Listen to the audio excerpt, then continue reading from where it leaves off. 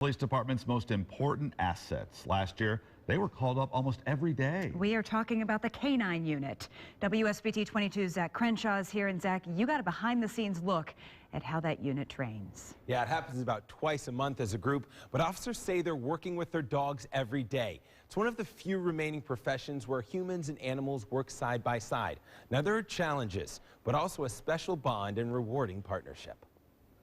The South Bend Police Department is constantly catching criminals. One of their best tools, the K-9 unit. Tracking, area searching, article searching, explosives detection, narcotics detection. Those are the primary functions of the K-9 unit dogs. Lieutenant Steve Spadafora commands the 10-dog unit. His partner? And this is Lupo. He's a 7-year-old German Shepherd, and he is from Germany. Come on, bud. So naturally, Platz. Lupo knows German. Like any dog, the canines like to fetch, but love tennis balls. They have a serious job to do, though, and go through drills to stay fresh. This is our scent detection wall. And this is how we start our training with new dogs. Basically, we have 4 packets here. We have one that has cocaine. We have one that has methamphetamine, heroin, and then marijuana. When the dog gets the odor, he's supposed to put his nose in every one. When he gets to the odors he's looking for, he's trained passive, so he'll sit. Officer Paul Strabavi is running justice through the drill. He's ready to go. They live to do this. They absolutely love it. Check eye.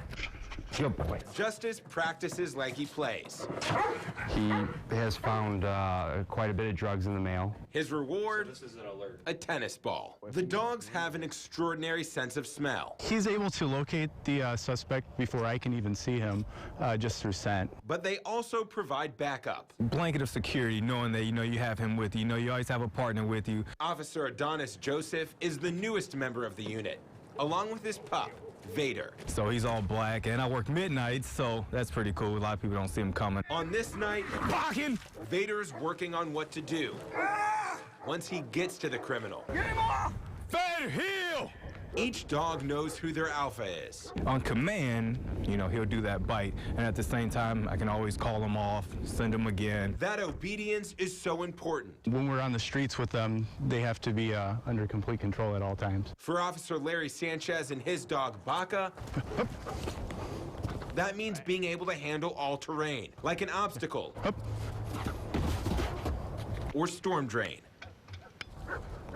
If the suspect is hiding, Good boy. There's a drill for that. He's going to pick which box the scent is coming from, and obviously there's a person hiding in there, so and he'll be able to tell us. Come on out, bad guy! All right, I give up. Get him out of there! I give up. Just feet away from where the dogs train, there's a small cemetery of canines who have served in the past. And it speaks to the bond between the officers and their partners. One of my dogs is out here. He's on the end over here. Arco was his name. He passed July of 2013. He ended up having cancer. It's still tough for Officer Jeff Chamberlain to talk about. You and your dog develop a strong bond, and it's hard to see that dog go when it's time. Every officer knows that bond. He's my best friend, so he's always there. It is incredible, and they're just like part of your family. Because, like family, they're always around. It's me and him, and we ride around all night together, and it's easy to build that bond quickly once you're with them, 24 hours a day. The unit even has a saying. It's more of a lifestyle than just a job. Officer Strabavi can attest. Dog hair is horrendous.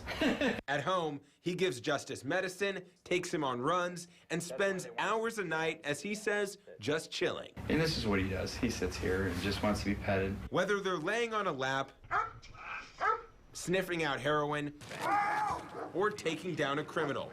The canine officers and their partners are an invaluable part of the SBPD, and they'll keep training to keep you safe. They just do all kinds of stuff, and they're an asset to the department. A question I had was, how are the dogs chosen? What makes a good police canine? One of the officers told me they actually use a tennis ball to find out. They say based on a dog's interaction with the ball, they can tell how well it will attack and protect the officers. Now, most of the dogs do come from breeders or overseas, but Rick, the department does look for dogs at local shelters and even has a bomb-sniffing lab as a result. Great story.